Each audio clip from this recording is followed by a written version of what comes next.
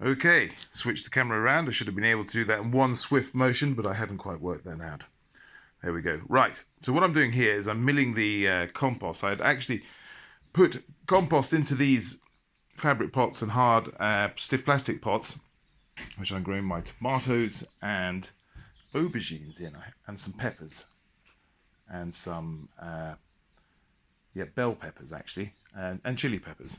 Okay, anyway, back to where we are.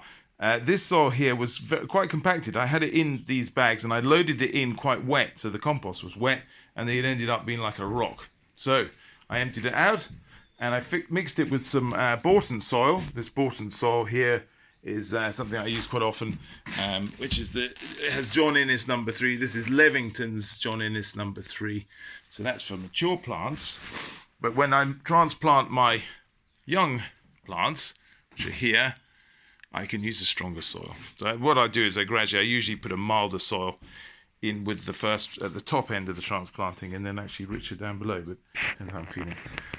So this is mixed all together, and it should be nice and airy for the roots to get a purchase, because they've gone like a rock before, because I had basically filled these up with wet compost, so of course it dried out and became solidified and almost looked like a brick.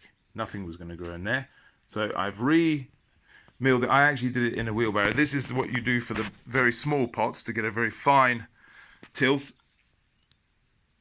So that's what I would use for those. And so I mill those. I mill the same compost with a lighter seed mix. Seed mixes tend to be quite sandy and easier for the young plants to get a purchase in.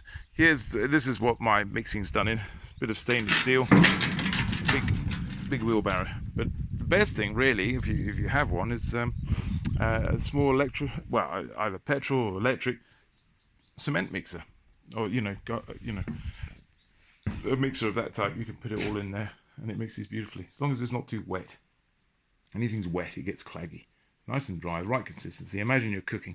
Imagine you're making a really nice bread mix, and you're mixing those dry ingredients before you add the water, which makes it into a thick, unusable dough.